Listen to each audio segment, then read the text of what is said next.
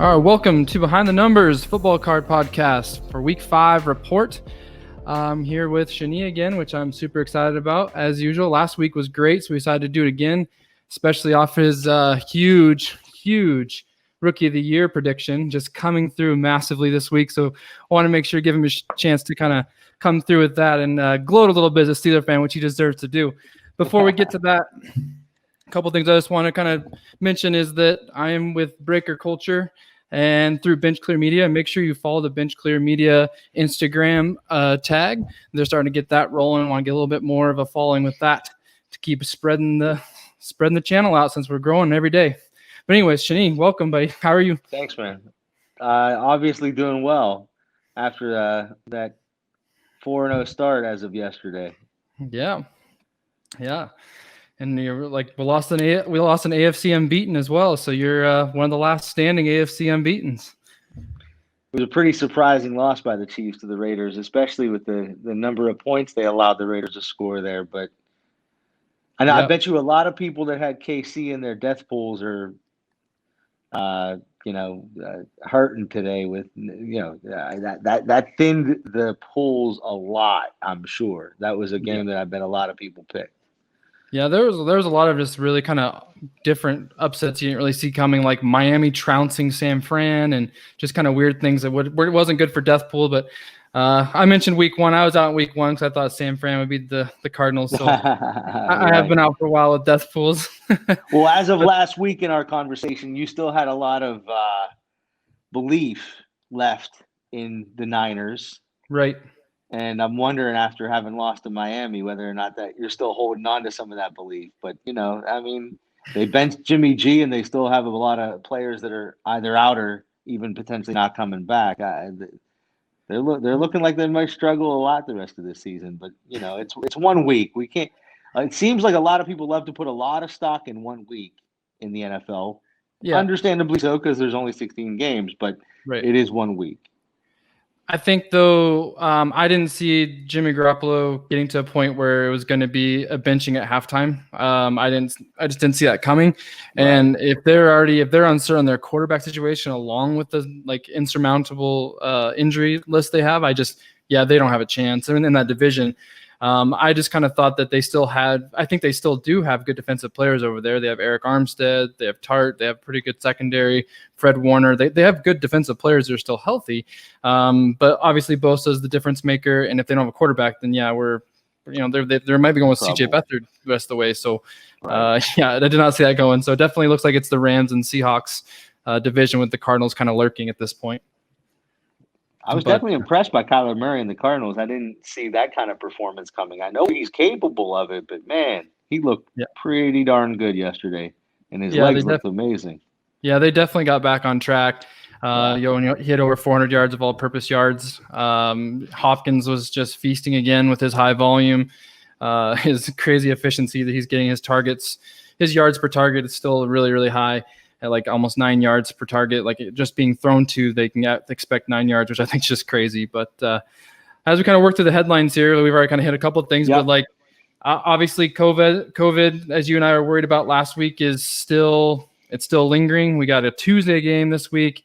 We had the Pats get another positive test, so the Broncos and Pats game was scrapped and pushed back again. Not again, but another game pushed back, enforcing like a bye week situation like we talked about. Do you think we're getting in the terms of managing it, or do you think we're getting in the terms of running out of time? How do you feel about the COVID spiking right now?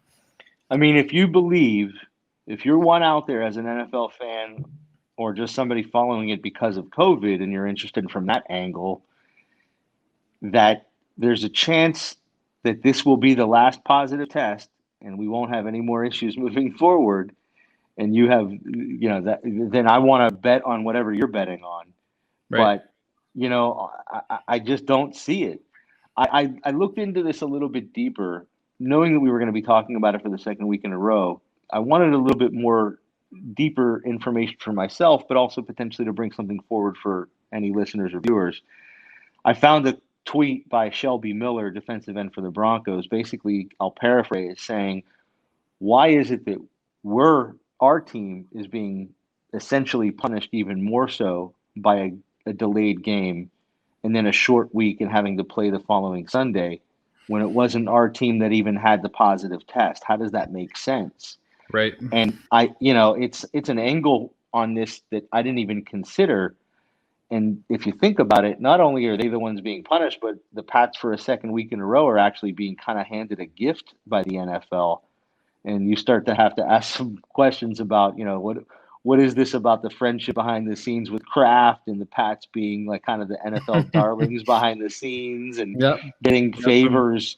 It doesn't make sense. It's an unfair thing. Why not? Why not with Patriots? We have a COVID gate, right? Why not? I'll as a Steelers fan, I'll happily be the one to start that rumor. And I would just say this: I found one other article, and there were a couple of recommendations. I don't know if I agree 100% with all of them, but I want to throw a couple of these out there for you to think about and maybe respond to. We kind of did discuss a little bit of this. The first recommendation was extend the season for the sake of makeup games, knowing full well that you're going to have to push things off. But so just go ahead and say now we're going to extend the season by 2, 3, even 4 weeks to give room for those makeup games because you're going to need them. Allow teams to have more practice squad positions. I don't know how many more. And it wasn't postulated in this article how many more each team should get. But give them more positions such that if they have positive tests, rather than having to make these delays, force them to use practice squad guys. No, the team isn't going to like it because obviously they're going to a less talented roster in that case, but it's a better solution than punishing the Broncos like we just saw. Right. Teams with outbreaks for more than 2 games for teams with more than one outbreak that is jeopardizing then a second game will either have to forfeit those games or play with a practice squad player or several in that case. And it's an interesting thing. If you have the practice squad players to play, great. If not, if it's too much of an outbreak, why shouldn't you have to forfeit that game again as an alternative to extending the season? One or the other, or even potentially both, has to be considered. Right. And I kind of already said it. In cases where games cannot be rescheduled, the team that caused the problem is obviously the one that should have to be forfeiting the game. And ultimately, if not for a bubble, and and maybe it's really impossible at this point because of business factors and things that I'm not smart enough to think about right now and foresee, then the onus has to be on the players to isolate themselves and really be careful. Again, if then they are the ones testing positive on that given team, that team has to be the one to take the fall. Yeah, well, I mean, just my initial thoughts are just like, I think that there could be some flexibility if they extended it by, let's say, 2 weeks. Like it's small enough that there wouldn't be huge gaps if people didn't have problems. And what I mean by that is if one team goes through their schedule all the way through, then they might get a little extra cushion of a 2 week at the end before their playoffs. Like there's a lot of flexibility if you kind of set to like a lower number of 2 weeks. I could see that potentially working because then it gives you more gaps for pushbacks in terms of extra buys, which I think is just good for the players in general. So I kind of feel with that, I think that's something that makes a lot of sense to me. I think I've always thought even before COVID that their rosters were too small. So I think that when it comes to the roster sizes, I think it's just been, why not? Like it gives more kids opportunity. I know, I guess it's more salaries. That's harder for the NFL, but I mean, it gives more kids a chance to develop. It gets more kids just an opportunity in the NFL. Why not? I think that's just an all around, you're going to find some good out of that because there's more opportunities and more things that rise up that you didn't expect. So I think more roster spots can do a lot of good for the game. So I would gravitate toward those. I like when we say forfeit through sickness, that just gets a little bit difficult with me because it's just, you don't know if it was through negligence or if it's completely just a random situation where the kids just got sick. Traveling to New York and coming back and Arizona picks up a COVID case. I mean, I don't know if they should be penalized for that. So that's really difficult for me to force a team to forfeit if they don't have the players, if it's through COVID. So I would probably gravitate more towards extended rosters just in case, like you said, we run out of space. Because if we run out of space, you run out of space. But to me, forfeit would be the last option. But I think like maybe moving, like saying, hey, we're going to play on a 17-week schedule. We're going to play a 19-week schedule, but we're not adding games. It's an extra 2 bye weeks. But, we have flexibility. If your team has COVID, we may move that to a different week. It could just give you a lot of flexibility, I think. Yeah, all good points. I mean, there's definitely two sides to all these points. The only thing I want to react to before we close this is the whole concept of penalizing someone. I do hear you, and I have a difficult time disagreeing, other than to Mhm. say if it was a typical injury, they wouldn't have postponed it. Right. You know, they're not postponing Cowboys games now that the Dak is out. Now that's obviously an extreme scenario Right. to use as an example, but Of you course. know, Yeah. if a guy sprained an ankle and he had to sit out 1 week, they weren't going to postpone the game for that one guy like they did for Cam essentially. Yeah.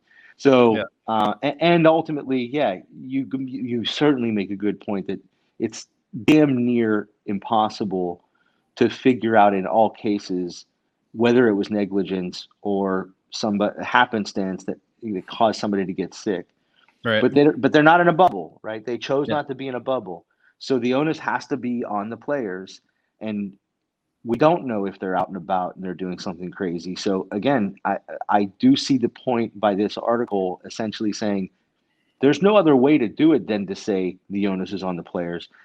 I just really hope that we don't find ourselves in a season. It's already going to have an asterisk. We know that, Yeah.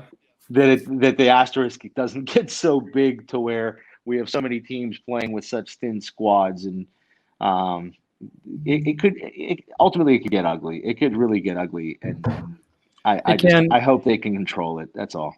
Right. And I agree with you. No, my closing thing of just seeing like what McCourty was saying, like, there's players that are getting vocal about not liking the protocols and not liking how the NFL's handling it. So this could just bubble over in a negative way all the way around. Yeah, Because at the end of the day, we need the players and we need them healthy for us to enjoy the game. So, like, if right. we're going to be pushing them into uncomfortable territory, I mean, we're spiking in injuries. Like, I think injuries are above Yeah, normal because of situations. We had no preseason. I mean, you can't say that's the main reason, but I think it definitely is going to it's a cause some soft factor. tissue injuries and whatnot. But I think just all around, just as a fan, I'm just thankful that the players are out there trying to play for us and make it happen. And I just hope that they find a way to manage it so it can be safe for everyone. Because at the end of the day, that's all we really care about is having a safe game we can enjoy. So Right. that's kind of how I'll close with it. But so We'll be just talking about it more. yeah, we will. It won't go away. That's for sure. Unfortunately, Thursday night game. Bears surprised Brady and the Bucks on Thursday night. I thought Foles is pretty efficient. Khalil Mack. We'll talk about him a little bit later in the show, but he dominated the game. He really set the tone for the Bears. He has the ability to do that as a defender. He's an amazing player. Had 2 sacks on Brady. Brady, as everybody's known by now, forgot what down it was at the end of the game. Threw about Unreal. a 25-yard seam shot on, I think it was 4th and 6. And so that was a little bit funny to see. But any thoughts on that game? I mean, the Bears are trying to make us believe. I still don't believe, but a little surprised that the Bucks dropped that one. Listen, I'm a defense guy. Being a Steelers fan, you're raised in Pittsburgh to love defense. And watching Khalil Mack and hearing what you just said about him, it just makes me think, why can't we in the hobby value defense in general, defenders, and specific guys like Mack especially Mhm. more? Yeah, Khalil, as far as defensive guys in the hobby, has some value. I just think there's a lot more guys that should have more value, and specific guys like a Mac should have even more, like a Yeah. TJ Watt, like a JJ Oh, yeah. Watt, like Yeah, both Bosa brothers. Yeah, they have some, but I think they're undervalued as a whole. And for sure. maybe it'll never get to the point where I think it should be, but it just makes, your comment about Mac controlling the game really makes me think about that. There are defenders that can control games. There's no Yeah. question about it. We see it every week. Yeah. And that's why he makes so much money. He gets paid a lot because he's that big of a difference maker. It's like same thing with Jalen Ramsey and lockdown corners. They make that big of a difference. They're going to get that kind of money. So definitely they're valued in terms of the sport values them, but yeah, not the hobby, not fantasy. Right. Those type of things don't value them like we'd like for sure. Does a valuable card collection, but you put zero effort into storage? Do you keep your cards in a box like this? Or like this. Something like this? This? Ho, ho, ho. What are we doing here? You need Pastime Marketplace. Pastime Marketplace is the Mercedes-Benz of sports card storage. The cases come in a variety of sizes. They're waterproof, airtight, dustproof, and extremely durable. If you care about your collection, Visit PastimeMarketplace.com and treat your cards to the storage they deserve. Don't forget to use discount code BenchClear to get 10% off your order. The last point in that Bears-Bucks game I was going to make was that how inefficient can David Montgomery be? Like, the guy's got like 10 for 30 every week. 10 for 30. I think he had like 7 targets passing and still 30 yards. The guy just can't get any yardage. I think it's just crazy for them. They keep giving him so many touches and he's not doing much with it. Right. And I've pulled more David Montgomery prisms out of Mosaic than any other player in the NFL. It always seems that way, right? You always pull that guy. You're like, why? It's crazy. But anyway, we gotta get to the big one here. Just kept coming up on my phone all day long. Claypool touchdown, Claypool touchdown, Claypool touchdown as the Steelers remain undefeated, beating the Eagles fairly handedly. I think the Eagles kind of hung in, but overall Steelers pulled away with Claypool, really. They just kind of used them all over. They're using them in the seam. They use them with some screens. He got a reverse for a touchdown, I believe. Just all types of usage for him. So it was kind of a huge game. What were your thoughts of the Steelers' performance? And then if you thought of anything about the Eagles side, go ahead. I think you make a good point. First and foremost, that they hung in and they didn't look as bad as the Eagles I was expecting. They actually made me nervous through 3 quarters, and we didn't really pull away until kind of the end of the 3rd quarter. When your defense is predicated on pressure and you don't have the defensive backfield to shore the seams up, it's hit or miss. If you don't get that pressure on any given play and you give any quarterback in this league all day to sit back there and just pick you apart, it's going to happen. So we saw that. You probably know the receiver's name for Philly, who Travis Fulgham. Fulgham killed us, man. We made him look like a Pro Bowler, and you know what? For that matter, he may be that good. He certainly looked that good yesterday. I give him all the credit in the world. He found all of the holes in our zone and picked us apart. Thankfully, our D still stood up, and more importantly, our offense put up enough points that we were pulling away there. But obviously, the highlight is Chase Claypool. Look, he's a beast. He's a big kid. He's fast. He can high point the ball. He's strong. I love all of those things. I will say this. Just trying, not necessarily trying not to be a homer, but trying to be objective as much as possible. He's clearly not the guy that any defense is keying in on with their top dogs right now, right? Juju's getting their top dog. Washington's the second guy. You could argue that Claypool Deontay Johnson too, but he was hurt, but right. So the point is, Claypool should get targets with respect to not being the guy that's going to be as covered. And when he is, it's not their first or even second best defensive back. So, maybe teams are going to change that scheme. And the great thing for the Steelers is we have a handful of receivers that can really spread the field, and any one of them could have a great game on any given Sunday.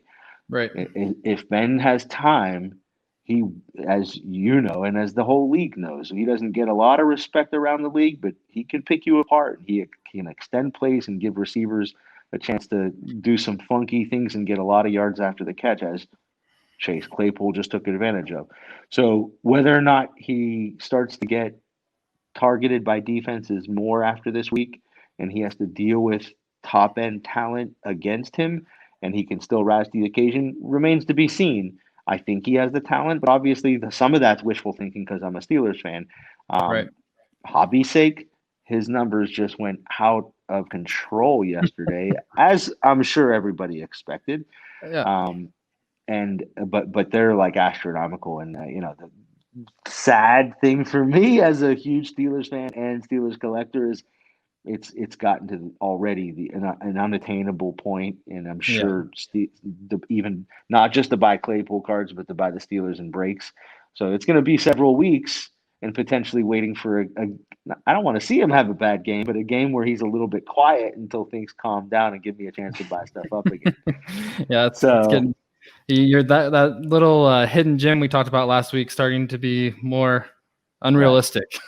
I think my takeaways from that game was the first thing I was going to say is because we just talked about it with the COVID situation. Travis Fulgham was, I believe, signed from the practice squad of the Lions, I believe. Like this, Yeah. the Eagles had to scrape to get receivers because they have tons of injuries. So right there, not this week, but the week before, they talked about him and how hard he was working and just going all out. And I just feel like that extended roster piece could give us some more Travis Fulgham type performances. So I thought, he played well. Greg Ward, their other kind of backup receiver at the beginning of time, also had a touchdown. I think the thing with Claypool that we can say was a flash in the pan, we can say it was one game.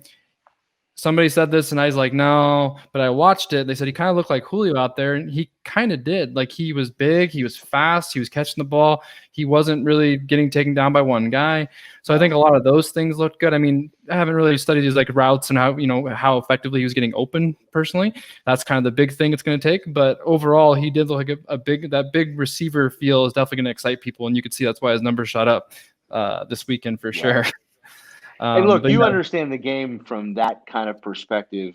I'm never have been, never will be the kind of guy that can pick apart how good of a route runner any given receiver is. Yeah.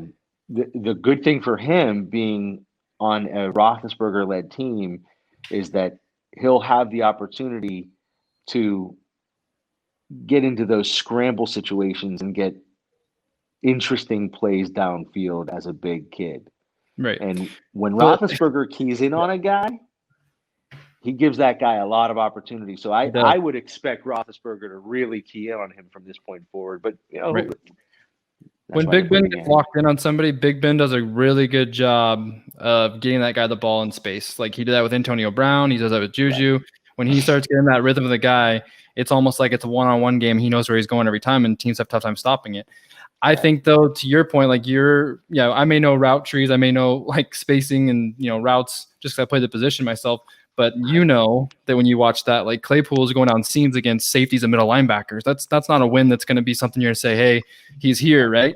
You want to see the post, you want to see the slants, you want to see him get off press coverage, 100%, all those type of things we want to look for. And we still have a chance to see that, but we do know from last week he can score touchdowns when he gets the ball in his hands.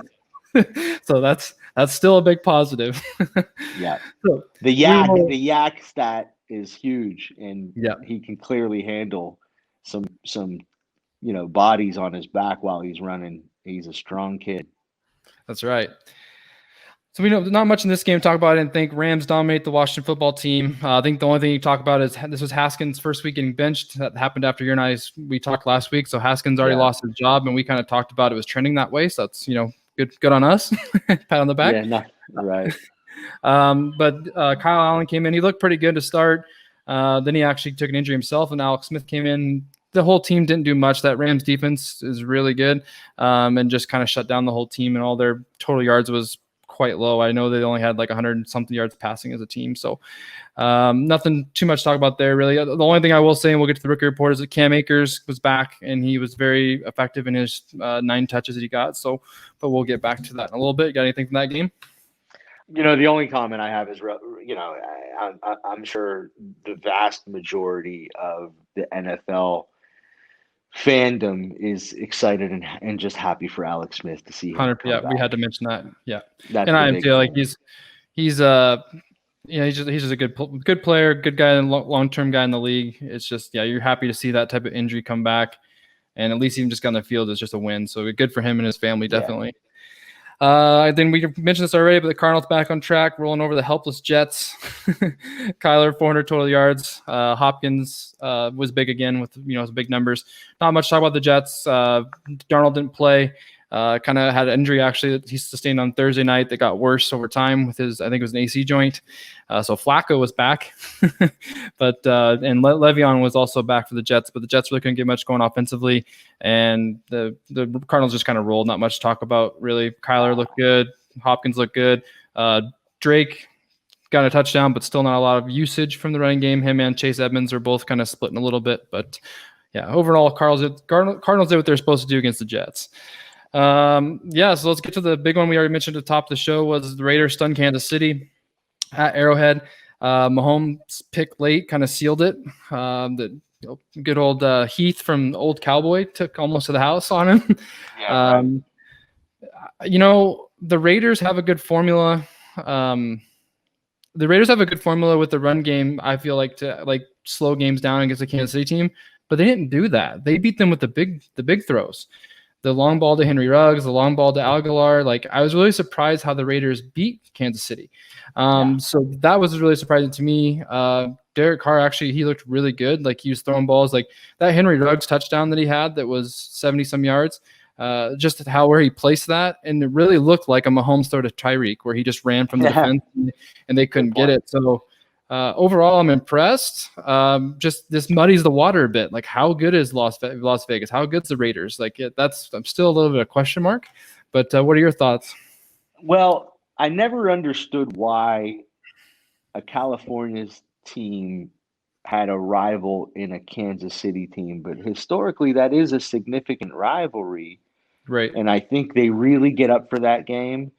That's not to take any credit away from how they played, but the Raiders are also the kind of team in this particular squad, it doesn't seem to always get as up for every game as they do for some. And that said, I kind of just made the comment before regarding Carr's performance that you just reviewed. You give a guy time and he's going to pick you apart. It seemed to me, at least, and correct me if I'm wrong, that I didn't watch the entire game, but the little that I did and the highlights that I saw, he really was getting time. And it just shows me Kansas City is not the infallible team that I think a lot of folks who really weren't analyzing them very closely were giving them credit to be. I think a lot of people had them slotted into the Super Bowl, and it was just a done deal. Right. Yeah. Me included. I could see them getting a couple tests in the division, but I didn't think ever at home. I thought I was really surprised at home. I know you don't have the home field advantage like normal. I understand that, but still, you're still in your comfort of your own building. You're in the comfort of your own space. That still matters. And just see them come in there and play them the way they did was very surprising to me. I think. Although I got to ask you a question. You said the home field advantage isn't as normal. Although yesterday was the first day that they actually did allow fans into games. Was that around the entire league? I don't think so, and I think it was limited. But I think it was limited because it just personally when I'm watching the game, I can tell by the sound. The sound's not as loud. Like Kansas City wasn't Kansas City, right? But yeah, I think there was some there, but not to the same extent. No, it's not like a normal home game, right? Right. But yeah, so like I mean, that's just an interesting loss. I will say that now when you got to kind of think about two things. You think about how Kansas City dominated Baltimore. And that's kind of like, okay, what did that mean? And the next week, the Patriots really slowed down KC without Cam. And then this week, KC stumbles against the Raiders. So we're kind of seeing like a weird – it's really starting to get muddy a bit in the AFC right now, where I think the Bills against the Titans is going to mean a lot in terms of clarity for us of what's happening in that division. And like we'll talk about some of the matchups next week to look forward to. But I'm just getting really intrigued by this AFC because I'm not as confident on who is the team to beat right now. There's a lot of questions right now. So just something to think about. Yeah, I love it. That makes it fun, right? You don't want to. Well, and the one thing about football relative to most other sports is that the parity seems real in football year from year. Yeah. Whereas in other sports like Major League Baseball or the NBA, the disparity from top to bottom is often pretty wide and stark. Yeah. Not to say that there aren't some squads in the NFL that are just really out of it from the start of the season, but there's a lot of talent that you can see, a lot of teams that you could see rising to the top and taking over, and that shouldn't totally shock you that it's not KC, right? Right. So yeah, I mean, I love that. Yeah, I think it's just more the team they lost to, and at home, I just was surprising. It's not what I saw happening. I could see them traveling somewhere and somebody getting them in a game. I just didn't see it happening that way. But alas, they're no longer undefeated. So. The Texans fire Coach O'Brien and get their first win. So as soon as he's gone, they get a win. I mean, as the Jaguars, so we won't say it was just because they fired their coach. But, I know we talked about a lot of people excited in terms of Watson getting broken from that and kind of freeing up. I thought one funny thing to me, just noticing the numbers, was the week prior, Brandon Cooks had 0 catches. And then when O'Brien leaves, Brandon Cooks has 8 for like 130 and a touchdown. Like, just kind of weird things happen. It seemed like, the team, they seem inspired. And sometimes that's what it takes. It's to kind of let a coach go, know the organization's about winning. And whether it's the coach or not, you see JJ Watt with Romeo Cornell and like just walking the sidelines. It's just like, JJ Watt's definitely a guy you're going to listen to on that team. And so just kind of seeing them get a win. I know it's the Jaguars. It doesn't mean much yet, but they got their first win. It's worth mentioning. And, Watson played good overall. He had 2 picks, but still 350 yards and a couple touchdowns. And we talked about this last week. It'll probably be something kind of hidden in the comments at some point in every conversation. But when you talk to these guys, there's no such thing as an ugly win. Right. In the NFL, a W is a W. So they're not thinking, oh, it was just against the Jaguars. They're thinking we got off the schneid and we're just happy to move into the next week with momentum. So I want to see it because Watson's a great quarterback and he's great for the hobby. And there's a few other guys obviously on that squad that are good for the hobby if they're doing well. Yeah, you want to see the talent perform. You don't want them to be hindered by coaching or by situation. You want a talented guy like Watson to be in a position where he can succeed, and hopefully the Texans are moving that direction. Next one, something you know a lot about. Ravens trounce Burrow and the Bengals 27-3. They handled them. They just clearly out-talented them across the board. Got a little conversation on Discord with Mike Rathburn about just how shaky Lamar looked. He's still a big believer, and Lamar's prices are in a very buy option right now. But his numbers are concerning me personally. I just think that even against the Bengals, being close to that 50% completion percentage, whether you're beating him bad or not, I still don't feel good about that. His rushing yards are less than 50% of what it was last year. He's about 40 yards a game instead of 80 yards a game. Whether they're reserving him, whether however many of these things look, but right now, their offense is not close to what it was last year. You can say tough defensive stretch, but here's the thing. Their next 5 games are actually a worse defensive stretch. They got Steelers twice, they got the Colts in there, and they got the Titans in there.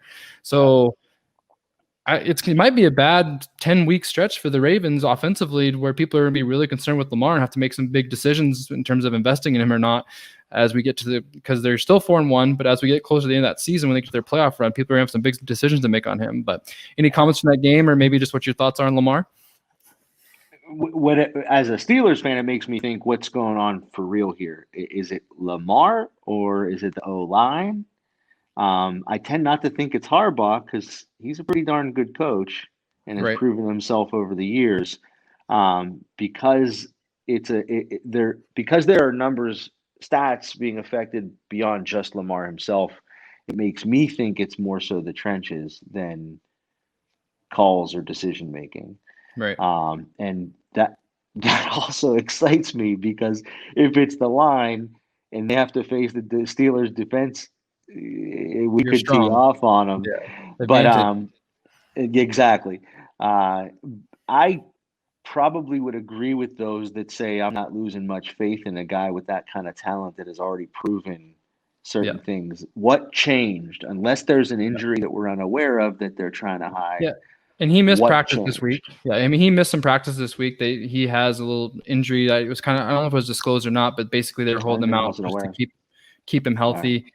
Right. It's just something to watch. I still think Lamar is a tremendous talent. I'm not jumping off the Lamar bandwagon. I'm just saying that the narrative for me, long-term for Lamar, is we all know how explosive he is in the running game. What kind of quarterback is he when he doesn't have his legs? We have to consider that because that's a long-term game when it comes to quarterback. Absolutely. He's going to have to be able to sit there and move the chains on 3rd and long with his arm for his whole career, because this type of career that he's doing now is just not sustainable. We know, because he's not built like Cam. Cam could do that because Cam has 60 pounds on him, maybe more. So just food for thought. And not even Cam. Cam has even proven that he can't do it just long term. True. He's had an injury, shoulder injury. Yeah. So concussion. Yeah. I look on the other side of the ball for that game and wonder, as we talked about last week, how long can Burrow, in terms of hobby value, sustain losing and lacking performance before the obvious, right? Yeah, and 7 sacks again. He's almost getting 6 or 7 sacks a game. There's some quarterbacks that haven't been sacked 7 times yet. So that's just And here I'm looking up at the screen, and the Chargers were leading. Now the game's tied, but Herbert is still looking strong. Yeah. And you having a couple other not just QBs, but rookies in general who are stepping up and starting to perform is, the obvious hands-on rookie of the year that most people would have thrown out there being Burrow is clearly in question. It is. Yeah, it is. And especially the only problem is they're both losing. So will it go to a CD Lamb or will it go to a Claypool if he continues to play good for a winning team? But yeah, just Herbert's first touchdown pass tonight was incredible. I mean, pressure coming the outside. He got outside the pocket, threw a really good ball to Keenan Allen on the run, which is really impressive. But yeah, so you're right. But Burrow can't. And I just have to comment on the former LSU teammate play there with Patrick Queen taking it to the house against Burrow. That's kind of an interesting take on a play, right? I'm in a better spot than you, he's saying, huh? Definitely. The Ravens defense looked good. The Bengals definitely was probably Burrow's worst game. We'll get to his numbers here in a bit. So then I got Panthers beat Falcons, and then Quinn was fired after the game, and the GM lost his job after the game. Dirichov has been there for a long time, so that's it's a big change for that team. Right. Quinn's just always kind of been there. I think what didn't make sense to me is that their offensive numbers across the board are very, very impressive with Dirk Cutter as an OC, and they can't get stops. And Quinn's a defensive-minded coach, so if your bread and butter can't come through for the team to get stops and help that team win, then Quinn had to go. I thought he was a great coach. I thought he was great in his upbringing in Seattle, and took him to the Super Bowl and had that collapse, unfortunately. But we'll see if things change for Atlanta. They're still 0-5, so I'm not sure how much can change. And I think they're in a tough division to make some change. I think the three teams above them are all really, really strong, in my opinion. I think the Panthers even are pretty strong. So, right. But it's pretty much a throwaway season for the Falcons at this point. Right. And I mean, the Panthers are getting, I think they're 2-1 without CMC, and CMC will be back in maybe two weeks or so. So that Panthers team is really putting together some important wins without their best player. Then we got, the surprising one we mentioned at the top of the show, Dolphins rout San Fran 43-17. Not a misprint I put. 43-17. I just couldn't, I kept checking the ticker and I was just like, man, is San Fran to come back? It's like, wow, they are not coming back. And then Jimmy Garoppolo had an awful half. He was, just got benched for CJ Beathard, and they just didn't get much going after that either. And Miami just kept putting them on it with defense, actually, and then making some plays there. They have some big receivers with Parker and Preston Williams made some plays as well. My only thought about that is just it amazes me that with several different teams over several different seasons, Fitzpatrick still finds a way, digs into that high IQ that he has. And, he didn't put the team on his back, and he's not the only reason for the win by any stretch, but he just finds a way to continue to perform year after year on some level. And it just, he finds a way to start somewhere. He finds a way to start somewhere. He does. Yeah. He's a fun player for sure. So the Browns moved to 4-1 and close win over the Colts. Kind of a back and forth game. I don't think it was sloppy, because I think really both those defenses are better than people think. Well, everybody's pretty aware the Colts defense is one of the better ones in the league right now in terms of statistically. And I think the Browns have a pretty respectable defense too, with Myles Garrett and a pretty good secondary. So overall, the game was kind of a back and forth. Baker had a couple picks, but they won the game, which is good. They're 4-1, which is, I don't know, the last time the Browns have been 4-1. I don't know. You probably don't either. No. The one thing I wanted to ask the question is, I don't think the Browns know the last time they were 4-1. I don't think so either. I really feel that the Colts, Frederick, the head coach of the Colts, is an offensive-minded coach, and the Colts can't get anything going offensively, and I just can't stop thinking it's because of Rivers. I just feel like, is Rivers done? And with that in mind, will they give Brissett a shot, or will they go down to Jacob Eason, the rookie they drafted out of Washington, who had one of the best arms in the draft? He has the best arm in the draft. That's kind of, he might be a Kyle Bowler-ish and sort of the only arm, but I'm just wondering if anything's brewing there in terms of preparing something else if the offense continues to stall out. Because if the Colts defense is as strong as they are, but they can't do anything offensively, I just don't know how long they can just let Rivers take that spot. But do you have any thoughts on that? No, it's a good point. I have to say that I haven't really watched a lot of the Colts. So I really can't comment. But Rivers always struck me as the guy in the league who was carried a lot by his energy, by his emotion that he brought to the game. Not that he didn't have physical talent, but he was such an emotional guy and such an energy guy that, being as old as he is, and I know he's the same age as Roethlisberger, or at least the same draft year as Roethlisberger, and Roethlisberger is an old guy in terms of NFL standards. So Yeah. yeah, it wouldn't be shocking. And the only question is, to your point, does Brissett get another chance? Did he not Yeah. already basically Yeah. swing and whiff essentially Right. last year?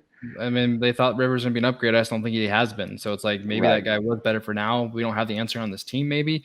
But that is offense is just their numbers have just been awful to look at. Like they don't have a 100-yard rusher. They don't have a 100-yard receiver. They're not throwing for over 250 yards. It's just there's nothing that you're like, wow, we're doing this really well.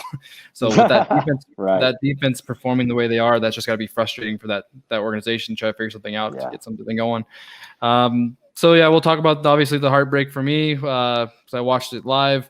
The Cowboys beat the Giants with the last-second field goal, but Dak had a compound fracture and dislocated ankle, one of the gruesome ones that you see, the broken bone in the sock type deal. Tough to watch, obviously. I think the thing was moving for me, just obviously I'm a Cowboys fan, so it affects me in terms of just fandom, but you could just see the air go out of the building, and from every team, like the Giants and the Cowboys, like everybody was just like, this is really bad, and just the kind of respect that Dak has in the league was kind of prevalent. I think just seeing everybody rally around him and just get really upset that he got hurt, because I think nobody wants to see that. But so anyways, the Cowboys pulled it out still. Andy Dalton came in relief. He was 9 for 11 for 111 yards. I mean, that's the one encouraging part for Dallas, that they did sign a competent quarterback. Dalton's had some success in Cincinnati and proven that he could be a competent quarterback. So their season may not be done, but without Dak, it's going to be very difficult to make any type of big run. But any comments on the loss of Dak? Look, it was hard to watch, no question. I'm no pro athlete, but I've had ankle problems since my high school days of playing basketball and soccer. And Ty can tell you I was laid up for the better part of 6 months after ankle surgery, and then I'm going to ultimately have to have it done on my other ankle pretty soon here. Ankles are no joke, and no joint problem is a laughing matter. But yeah, it was hard to watch. I feel horrible for the guy, and yeah, you could see the kind of love. And look, I don't want to bring up something that is not necessarily appropriate for a show like this, but it does bear mentioning, and it was actually my 14-year-old that brought up to me while we were watching it. He has to deal with this in the wake of having just lost his brother. Can you imagine the kind of emotion that he himself and not to mention the rest of his family are facing right now? Yeah. It's going to be a hard road in the short term, but he's a professional athlete. He'll pull through. Right. He'll come back from this. There's, we saw Paul George come back from it, There's worse injuries, but definitely dislocated ankle can be very difficult. I get the benefit of having a wife who's has a doctorate in athletic training, basically, so I get all the good insight. But she said he's gonna have a lot of hardware. He's gonna have a lot of pain for a long time, which you hate to hear that because the sacrifice he makes to play the game for us. But I think the other thing that's underlying here that maybe, like you said, maybe not be appropriate to talk about right now as well, but I have to mention is, as a Cowboys fan, I'm a little frustrated he doesn't have a contract. He just had a devastating injury without Dallas giving him that extension. And so to me, and I know it's not how the business side of it works, but to me, it's like they should get that contract done tomorrow. Like, they need to get him paid, because that's just, what he means to this franchise. He should be a Cowboy for life, in my opinion. Like, he's a great quarterback. I think we can win a championship with him. He's never going to be the problem. But anyways, that's just another thing that's kind of underlying in this whole thing, is that contract back and forth, but he's just been flexible. That's fine, guys. I'll play on 1-year franchise tag. And he's just being the good guy and playing where some guys would hold out. And of course, he's the guy that gets the broken leg. That's tough to hear. Honestly, I didn't know about that. And I could only tell you that I remember when Ryan Shazier had his injury that essentially ended his career, right? And I know he's back to walking, which is in and of itself a miracle. And he's been an enormous inspiration in Pittsburgh as he's continued to stay related to the league, and specifically, obviously, the Steelers. The Steelers took care of him. Right, that's good. I was very happy to see that, as he deserved. And the Steelers would. I would guess that they would. That's the type of organization the Steelers are. So I do have to mention, and Daniel Jones, 20 of 33 for 222 yards, no touchdowns. Had a chance to win it, had the ball in his hands against a weak defense to drive the field, and he couldn't do it. And that's a problem. I mean, I'm telling you, Dallas's defense is weak. He had a prime opportunity to make a statement, the other team's quarterback just broke his leg, and he still couldn't do it. So I just, that offense for the Giants is just sputtering, and Jones is just still not progressing. I thought he had a shot to make a moment for himself there to get people back on board, and I think he missed it. Instead, Dallas still found a way to win that game. If you're still a believer in Jones, I'm just I question. You're either a diehard fan, and I can't hate you for that, or you're maybe not cutting your losses early enough, and you might want to reconsider. Right. Sunday night game was great. Seattle wins a thrill over Minnesota. Metcalf with TD with 15 seconds left to win the game. Basically, Minnesota had the game in hand the whole time. They had the ball 4th and 1, basically to either kick a field goal, go by 8, or go for it and win the game. I was comfortable with that decision to go for the win, in my opinion, just because they run the ball so well. They were gashing them. They just didn't get it. And unfortunately, that led to Russell Wilson doing his thing and coming down and win the football game. What were your thoughts on that game? I missed it entirely. That was an early night for me after partying after the those games are late for you. I missed it all. Yeah, it was a good one. Like the Vikings were just running the ball all over him. Dalvin Cook left in the third quarter though with an injury, didn't come back. Looked like possibly that groin injury that's going to give him some issues. But then Alexander Madison came in and looked really effective as well. But yeah, Seattle just comes back. Russell Wilson kind of did his MVP thing and won the game. Metcalf though, even though he had that last catch for a touchdown with 15 seconds left, his 4th and 10 catch was even bigger. Basically, Russell Wilson just threw up a fade on the sideline over 2 guys, and Metcalf would have caught it and kept the drive alive. That would have been the game right there. So Metcalf's definitely getting some love in the hobby. He's starting to get a little steam with that size and everything Wilson's saying about his work ethic and saying he works as hard as Jerry Rice and all this stuff. It's just like people are, oh, man, this guy's the guy, So he definitely has the size, definitely has the hands. So we'll see if he continues to keep producing. That makes me feel good about my pick with as far as Seattle and Russell from my 2 picks, both involving Seattle and Russell Wilson last week. So that's right. The Rams look good. The Rams look good. By the way, yeah, they do. I got to just mention, Herbert just threw his 4th TD in this game. There's 3.5 minutes left against the Saints, and that last TD, I only was kind of glancing up as we're talking, and I'm not trying to not pay attention to you and us doing this, but it looked like it was about a 40, 50-yard strike. I could be way off on that, but it was definitely I think that's what I just saw. Yeah, I just saw on the ticker like a 47-yarder or something like that. Yeah, he's making the throws, man. He's making the throws. He looks impressive. Yeah.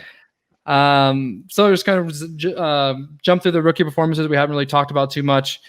Just kind of jump in whenever you want, Shani. But so Burrow's numbers were 19 for 30 for 183 yards, probably his worst performance of the year. He had 7 sacks and 1 INT. Like we said, he can't keep taking that beating. Herbert's playing right now as we speak, and he's already up to 4 touchdowns. He had 3 touchdowns the first half. He's just really efficient. He's standing in there, throwing against pressure. He just looks good. That's very simple. Anything they want to talk about the 2 quarterbacks real quick, or are you good? I mean, I've made my comments about both of these guys. I'm a Herbert guy at this point. All right, there we go. So going through some of the running backs here, Jonathan Taylor's 12.57, a touchdown, 2 catches for 17. Clyde Edwards-Helaire still not getting going yet, 10 for 40, 3 catches for 40, 80 yards of all-purpose. But the Raiders were kind of ahead of them, so they didn't really get that game script going. That's good for CEH there. Right. So that kind of contributed to that. Any questions, anything with those 2? I mean, I don't know how you could put too much money into any of these Colts rookies this year. Yeah, it's just, I mean, unless you're saying, I think they have great potential and it's a buy now for later kind of situation. That's a different story. As far as CEH, I hope you got rid of him between week 1 and week 2. Mm-hmm. Or same situation. It would be time to probably start buying in the next couple of weeks if this trend continues. Right now, it's probably still a little bit too high. I think there's a potential for him to continue to go lower. I don't think we've seen the bottom for CEH yet. I think that's a good point, but I'm still a believer in CEH's talent, and I'm still a believer they're going to get that running game on track. I think that a reality check like last week for Kansas City can definitely reorient that offense a bit and get them kind of off of that cloud 9 that we can beat anybody anytime. And so I think they need CEH. I think they need that running game to be the complete offense that they want to be. So I'm still a believer that he's going to start making some noise when it matters towards the stretch. But like I said, time will tell. But you might be right. I think that we still might have a little bit of a slow build to that. And by the way, I don't disagree with you. I'm just talking about when's the right time to buy him so Right. that you're positioned for that uptick. Yeah. And I think it may be now. I think Yeah. you maybe have another week or even 2 weeks of the bottom, if you will, before that trend starts. The biggest two receivers performances we already talked about, your boy Claypool quite a bit, but CeeDee Lamb was 8 for 124 and 11 targets. I knew when he's coming in, his main position at Oklahoma, people don't really know this because he's so big, but he worked the slot a ton. And so he's working the slot a ton right now with Gallup and Cooper on the outside, and he's just feasting on those matchups. Those matchups, he's just dominating. Which just like Claypool. He is like, he was like Claypool in terms of how he's used, but that's just kind of what he's always done in college is lined up in the slot. So they plan on using him that way. They are utilizing that. And like I said, it's a really big mismatch when you have potentially like a number one receiver for some teams taking the slot against safeties and slot corners. You're going to be in a pretty good spot because they can't just bump in their number one guy because we got Cooper and Gallup on the outside. But anyway, he is taking advantage of his targets. He's taking advantage of his time. He's doing really well, really impressive. I'll throw in Ruggs had a good game as well for receiver, 2 for 118, a touchdown with the only 3 targets. He had the big touchdown, but he's showing that speed, the reason he was drafted so high.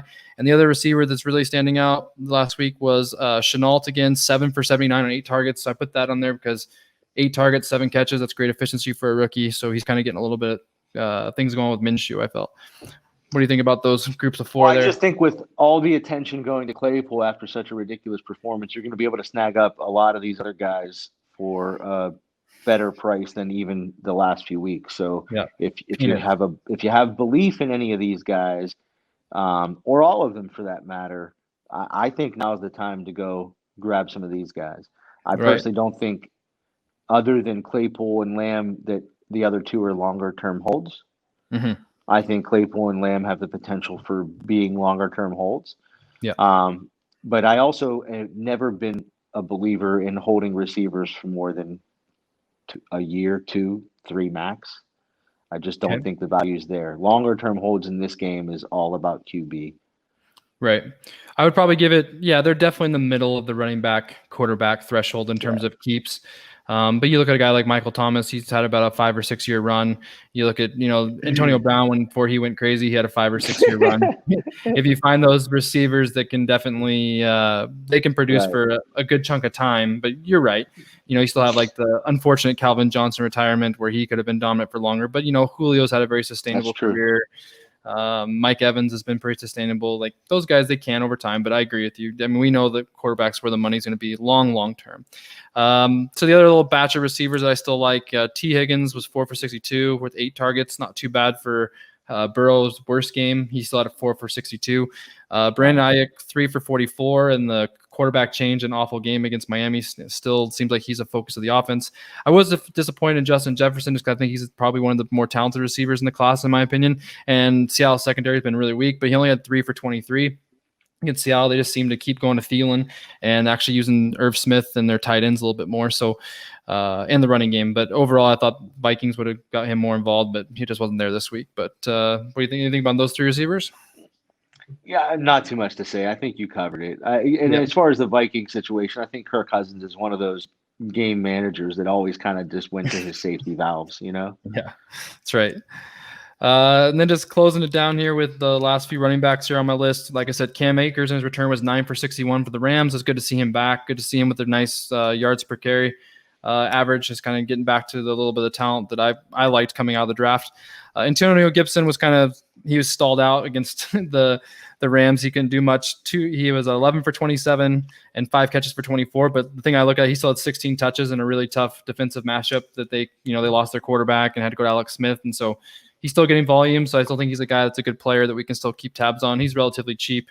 If you ever want to get a couple little prisms of him, he'll be pretty cheap. James Robinson, 13 for 48, 5 for 22. A little disappointed in his line because the Texans haven't been really good defensively, but still a lot of usage again, 18 touches. That's still really, really good. A lot more than J.K. Dobbins is getting. J.K. Dobbins had 1 rush for 34 yards, so only 1 carry. We've got 34 yards on it, and then 3 catches for 22. His usage is still, it's almost like they're saving him, or he's just not, I don't know, he's just not getting the touches I thought he'd get. 4 touches for that high of a draft pick's a little bit, I think, like I said, interesting. We've talked about last week. I don't have to exhaust that anymore. but he's still about the same in terms of workload. But any of those 4 running backs you like? I think I would make a larger comment, and Breeze just ran it in to tie it up. Wow.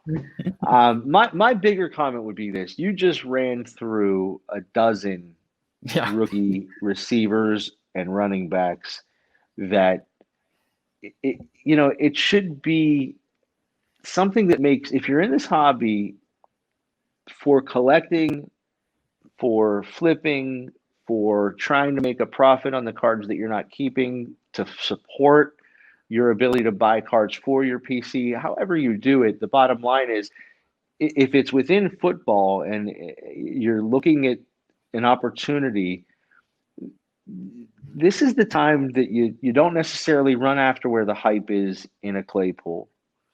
Right. And you look to this, and you look to this dozen guys that you just mentioned as the opportunities to get in, not inexpensively, cheap. Yeah. Literally cheap.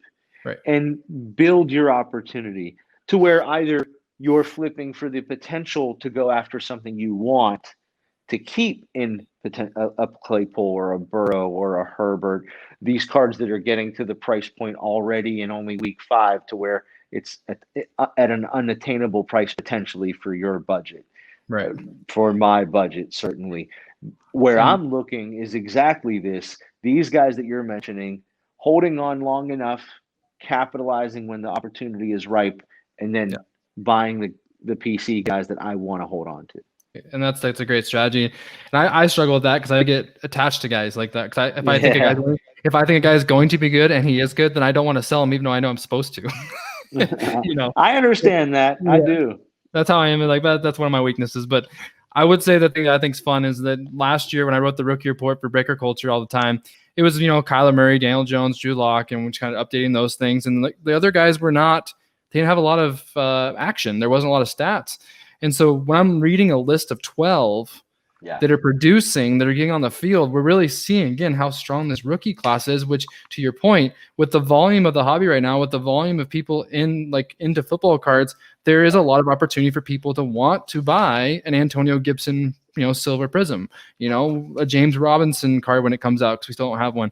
Like, all those things are just kind of more appealing to the hobby because there's more rookies for people to try to go after. So you just have more opportunity. And I think it answers the question, not completely, right? I am like anybody that just really enjoys getting my hands on wax and ripping. Yeah, it's so hard. When that's unattainable in the way that the hobby has gotten to, right, where a hobby box is just priced out, and as much as you can afford retail, and that's great, you can't get your hands on it. What are you left to? And one of the things you can do clearly is look for the kind of guy that we're reviewing at the end of this kind of show that are not bottom of the barrel by any means. These are performing rookies, but that right now are inexpensive. And there's a strategy there that you can work to the angle that you are looking to achieve something, whether that's just making money or that's, like I already said, getting enough money to buy what you actually want to keep for your PC. And if you're not willing to buy that hobby box because of the pricing, you can't get your hands on retail. Like I already said, I'm not trying to be too redundant. There's still a strategy for you to enjoy the hobby. There is, and I think I've come to personally, I'm the same as you. Like, ripping is the exciting part. I would even say in the negative realm, it's the addicting part. We know we love to rip. We know we love to see what's in there. The unknown is always fun. No different than buying a lottery ticket. It's kind of like my little thing that when I buy a lottery ticket, I really don't check it for a couple of weeks to make myself feel like it's still alive. But I just think that, to me, it's getting to the point where it's starting to become more fun to seek out singles or seek out singles that are cheap, that I know that I'm just making a smart decision. That just makes me feel better. It's not as thrilling as ripping, but I definitely know that I'm making good decisions. That's what the point of the show is. We want to give you guys some info to make good, smart decisions. Well, and I would argue if you went out there today or this week and having listened to this, or even just one of us having talked about this and keyed in on 3 or 4 of these guys, and they hit it big, like a Claypool type performance, where their values shot up 500%. Right. That thrill would be darn near close to what it feels like to rip a box of wax. That would be for sure. That's a real thrill right there. Yeah, definitely. Well, let's just zip through the hot performances and the cold performances like every week. Just pick out a couple of guys. We've kind of talked about the hot performance guys, so I'll kind of go through them a little bit quicker. But Hopkins' numbers were 6 for 131 and 1 touchdown with 7 targets. Deshaun Watson's actual numbers are 25 for 35, 359 and 3 touchdowns, but 2 picks. And then DK 6 for 93 with 2 touchdowns with a big about 40-yard catch on fourth and long to get them extend their game. Those 3 guys are all relative in the hobby. I think Watson's in a really good position to grow with the coaching change we talked about, and DK keeps giving us reason to believe he might be the next best receiver in the game. I mean, that's the bottom line. Anything on those 3? You said it. No need to be redundant. I'll just bring up a guy that we talked about last week real quick in Diggs. Not a hot performance this week. Actually, a little bit hurt, and it affected his performance. But you shared his pricing with me. Yeah, we're going to get to that too, yeah. It's shocking, and to the point where, again, doesn't have to be a rookie to find a place to potentially invest, right? And I mean, make a turn. Right, and Diggs plays tomorrow, so we can see what he can do. Like, he's still like, and it's going to be against the Titans. It's a big matchup, and he's going to be on national TV. So, maybe this little price we talk about a little bit later here will give us maybe we'll go get a couple of those before that game. Right. Cold performances. We talked about Lamar Jackson a little bit. Like I said, he's 19 for 37, so just barely above 50%. 180 yards passing, 2 touchdowns, 1 pick, only 3 yards rushing, which is a little bit, only 3 yards. But again, game was in hand. Got to take it with a grain of salt when it comes to those things. But we talked about just keep an eye on Lamar, seeing how he kind of progresses through the season, through this tough stretch he has coming up. The reason Garoppolo got benched, 7 for 17 for 77 yards and 2 picks and 3 sacks in the first half. So you hear those numbers. This is going to make you laugh. Shani, are you ready? Yeah. Jimmy had a 1.4 QBR. Wow. In the first half. That will get you benched. So yeah. That I couldn't believe that. And I was like researching stats, like, how bad was he? I was like, oh, he was bad. Yes. Wow. Yeah. So that's rough. So that kind of hurts. I bought a couple cheap top chrome rookies of him this summer, and those aren't looking like they're not going the right direction. I know. I threw up a few on eBay preseason at a pretty high buy it now or thinking, starting quarterback for the Niners, but I'm embarrassing myself by that still being out there for that high price. Never know. You're fishing. I'm leaving it out there. Matt Ryan had one of his, had a pretty bad game. 21-37, 226 yards, 1 pick, 2 sacks. They just lost against Panthers, and that wasn't really just didn't really put himself in a good position to do much against Panthers there, which they changed coaches, and we'll see if anything changes. But just kind of in terms of his yearly output, that's one of his worst performances. So anything on those 3, Matt Ryan, anything at all? Not much, other than to say that Matt Ryan's one of these guys that I've waxed and waned in terms of my belief in him. There are days and years and weeks in the season that I'm thinking, man, he needs more hobby love. He's good. And then times my thinking is quite the opposite, and I've never really been able to put my thumb on the guy. Yeah, I think it's hard because I think it's really hard because he's a guy that's always been fantasy relevant, but I don't think he's ever been the league quarterback relevant. I think he's a good quarterback, but never been up there with quarterbacks. And so he's always been a little bit deceiving in terms of how good he is. I think that is definitely good point. And the hobby definitely never got warm on him. Right. Yeah. So I kind of added 2 little sections this week. Just kind of keep an eye on. I kind of already mentioned it when we talked about Rivers earlier, but I said just, hey, keep an eye on the Colts situation for quarterback. When it comes to your investing, the Jacob Easons are pretty cheap. The Colts, in breaks right now, they're mostly priced because of Jonathan Taylor. But if you jump in there and get a Jacob Eason, you kind of have a little backup plan. So just thinking about that when you're going for your collecting, if you're jumping into team breaks. So to keep the Colts quarterback situation in mind. I wanted to mention Alexander Madison because if Cook's going to miss extended time, I haven't heard his injury, like how long it could be, but I know this is something he's had before. Madison looked really good, and I know that his rookie cards are fairly cheap. I believe he was in 2018. Last year. No, he was last year. Yeah, he was 19. Like select, like his rookies are pretty cheap to come by. So Maybe checking out Alexander Madison, something to keep an eye on. And the last one is just obviously the big situation change. Andy Dalton now starting for Dallas, still in position to compete for the division, still a competent quarterback, still a guy that could lead that team. We'll see, once he has a full week of practice and comes in next week. We're against the Cardinals on Monday night. So I think that'll be a good time to see what they really have there. Any thoughts on those three kind of points?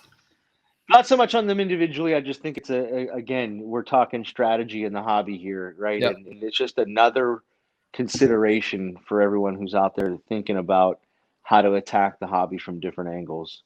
And Right. this, as much as there are pitfalls in football that are potentially harder to deal with than a lot of the pitfalls in the other sports, the opportunities are also greater just because the roster sizes are crazy and the changes on a week-by-week basis that happen are a bit more dramatic and more common, if you will.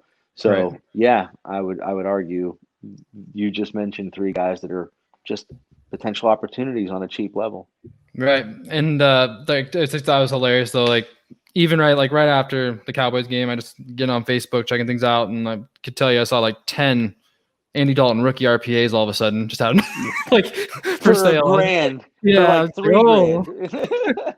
That was pretty quick, guys. That was pretty quick. Oh, the last one I had to keep an eye on. Ronald Jones seems like he's taking over Tampa Bay's backfield, which I think saw that. That's relevant. He's getting the workload. He looks good. Behind Brady, everybody's wondering who's gonna, with Fournette, Ronald Jones, and Keyshawn Vaughn, like who is gonna come out. And it looks like Ronald Jones is starting to kind of get to that point where he's the guy, which I think has some value fantasy-wise and also hobby-wise because he's relatively cheap as well in terms of his rookie cards. So I think, as we know, it's a quarterback-driven hobby, and so I thought it was important for us to just kind of get our listeners a little bit in the know of what's coming. So I thought we just mentioned a couple of the 2021 prospects, and maybe you and I just kind of go back and forth and seeing the worst teams here, who most likely could be looking quarterback, and if it'd be a good fit. But Trevor Lawrence is the top quarterback right now ranked, but there's still Justin Fields and Ohio State and Trey Lance, which a lot of people may not know, from North Dakota State, which he played for Carson Wentz's old college.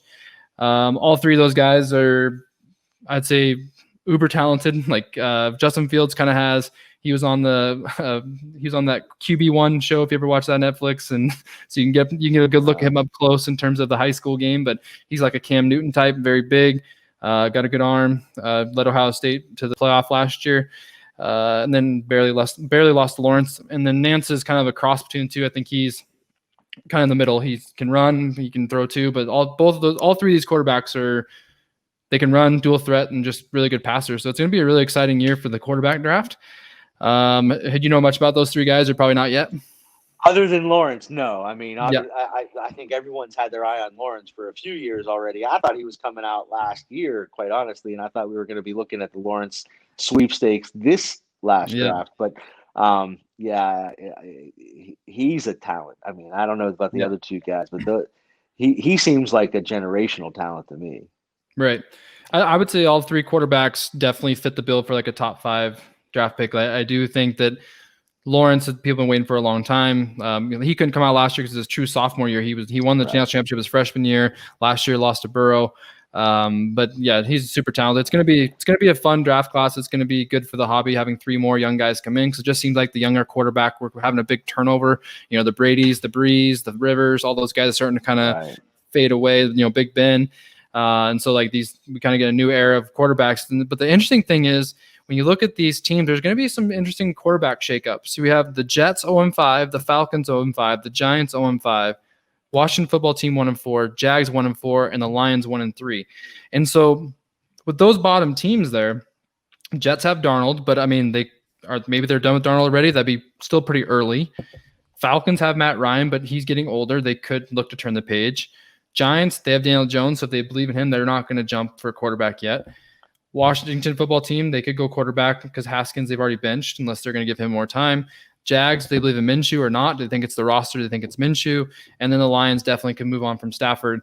So when I look at that, it really only feels like Washington, the Lions, and maybe the Falcons seem like obvious teams that would take a quarterback, because they're still really good player-sized quarterbacks that are in the draft, obviously. And so it just seems like some of these teams that are really bad have young quarterbacks already. So it's going to be interesting to see how these the chips fall in terms of where these quarterbacks end up landing is what I thought was interesting when I was looking this over. It is, although I would argue that the Giants, if they're in a position with the first pick, they don't pass on Lawrence. Right, but then is it like a Josh Rosen thing where Daniel Jones is just gone like quickly, like because that's what I think it's one of those situations they potentially deal him away for a second round pick or a third round pick or I mean, but you say to yourself, there's no way I'm passing on this kid. Right. Yeah, I hope Lawrence the first pick, right? Yeah, I hope he does. I think it would be sad to see him end up with the Giants personally. Right. Yeah, definitely. That'd be worst case. And Miami's not doing well either, but they have Tua, so it's like all these bottom teams really have young quarterbacks in place. That it's gonna be interesting to see where these quarterbacks fall. And there, like I said, there's 3 good ones. There's probably 4 or 5 that are gonna merge through the year. But that's why I mentioned it. This is the hobby. We want to know those quarterbacks are coming. So everybody knows about Lawrence, but keep your eye on Fields. Keep your eye on Nance. Some good quarterbacks coming through. All right. Exciting to think about. I know. It's fun. League's fun when we're all young, right? All right. So buy, sell, hold section. I got 6 guys again for us today. You ready? Ready. All right. So I got your boy Stephon Diggs here to start. Again, he plays tomorrow night, so we don't have anything to go off of recently. But his 2015 Topps Chrome Refractor PSA 10, $40 for his PSA 10 Topps Chrome. So he's in the 2015 where, they were still looking at Topps Chrome as one of the favorite of the rookie cards. I even got the refractor parallel on there. $40 though for a parallel for a rookie card seems pretty cheap. What do you think? Buy 100 all day. Yeah, buy. Especially you're playing with Josh Allen right now. Why would you? Yeah, it's 100% buy. Yeah, have to. Yep, I felt really good about that too. I thought that was really cheap. All right, I put this on here for you too. Your Steeler roots defense. Khalil Mack, 2014 Topps Chrome Refractor as well. $40. Yeah, I mean, you're talking about a pretty overproduced product, and I'm sure that's factored into the pricing. Yeah, but why wouldn't you want at least one of those for your own PC? Yeah, he's one of the generational defensive players right now, so I call it a buy. Yeah, I still think it's a buy just based on I think I feel pretty comfortable saying he's a Hall of Famer, and I would say 50-60% sure he's going to be first ballot. I just think he's right. His defensive presence for his entire career, which is not even close to over yet, he's been dominant. So I just think he's $42, is an easy buy for a guy that you just stick in your collection. Be like, that's a cool card to have.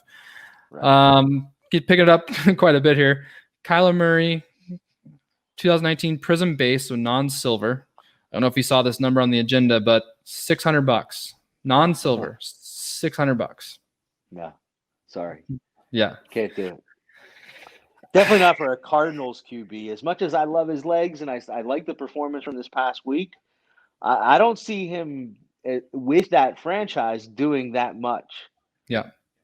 Over a course of a career. If he ends up getting traded or signing as a free agent somewhere, and those are the kind of things that are hard to predict and hard to base a purchase on. That is a purchase of that size. I don't like it at all. I think the biggest thing that hurts him is market, like you said. Yeah. The Cardinals is what kind of hurts him the most. And then the second thing is that division is relatively young and relatively strong. So I don't see him just, Mahomes is in the AFC West. I know they just lost to the Raiders, but generally that division's behind them right now in terms of talent and times right. Mahomes is going to have his way with that division for a while, similar to how Brady had his way with the AFC East for 10 years. But I just think that Kyler's not going to have his way with the NFC West anytime soon. And so I just think that it's going to be really difficult for him to be continue to put that kind of value, because he's already up in that top 5, top 6 quarterback values on our rookie report, which I think for a year and a half, I mean, I see the potential. I see the numbers. I think I like his passing, which is good because it's not he's not just a runner. He is a passer first. So I do like that. But yeah, 600, I think for a base, I'm going to wait. I'm going to wait a little bit because I think it'll come down.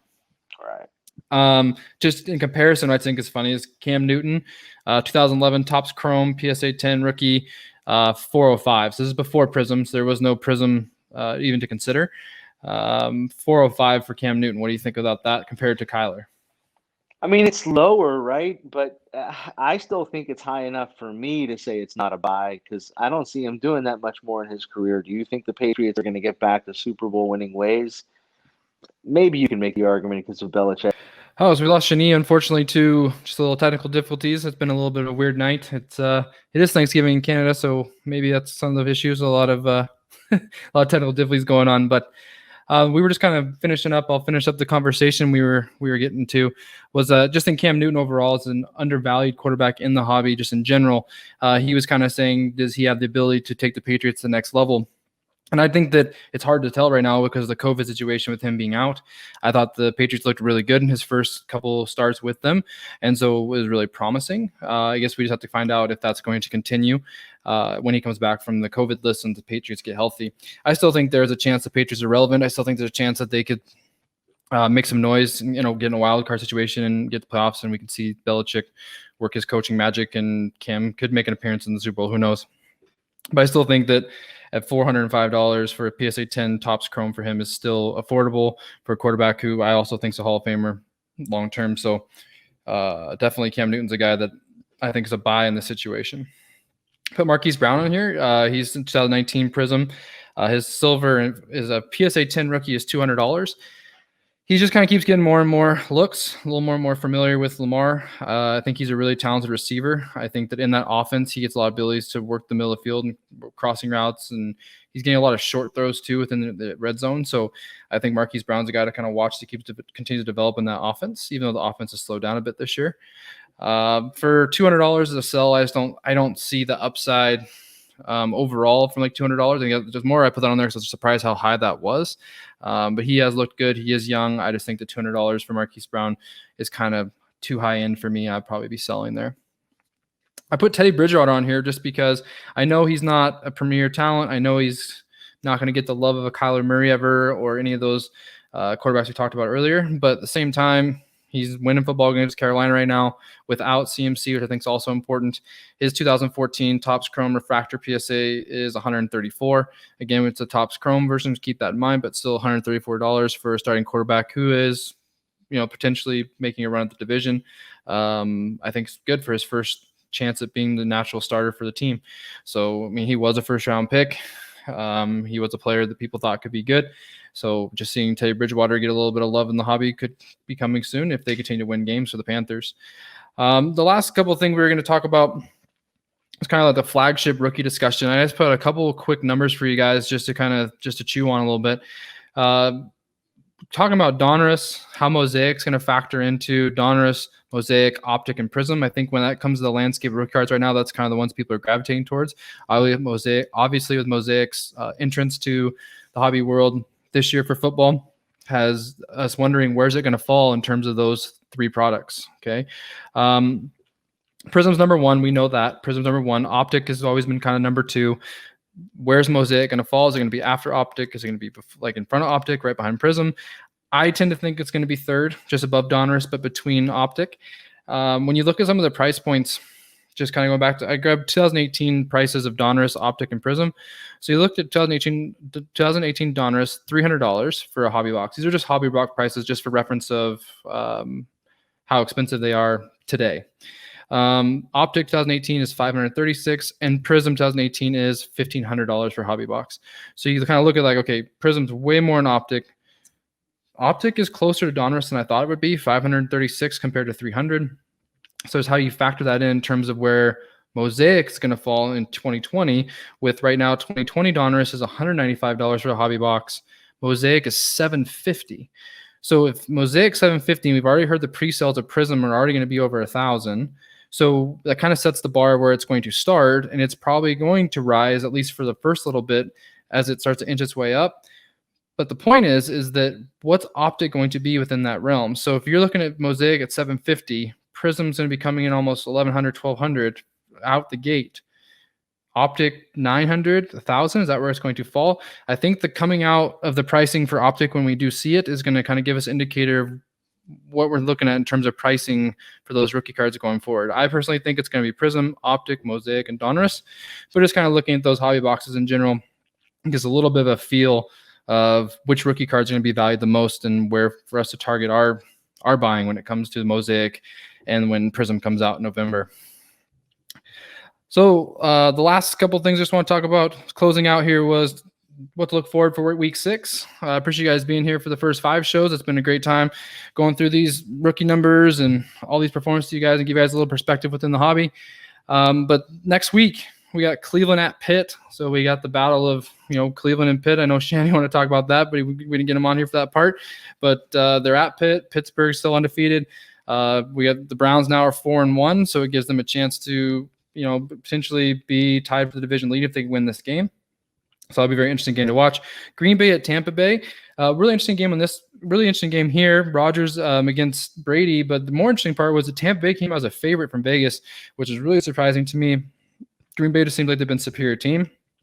Maybe a little bit of a slower, easier schedule for Green Bay to start. But overall, just thinking Tampa Bay being favored, I'm going to be definitely checking that game out to seeing how Green Bay fares against the Tampa Bay's defense. And then lastly, we have a huge game on Monday night. Kansas City at Buffalo. We played on Monday night. So that's going to be a really big chance for Josh Allen against Mahomes and just see what the Bills are made of. KC is definitely going to be hungry after coming off that loss against the Raiders. So KC at Buffalo is the last game that we'll be looking forward to talking about next week, probably during our show. Anyways, so again, thanks for being with us for week 5 Behind the Numbers, the Football Card Podcast. I appreciate you guys again. Have a great week.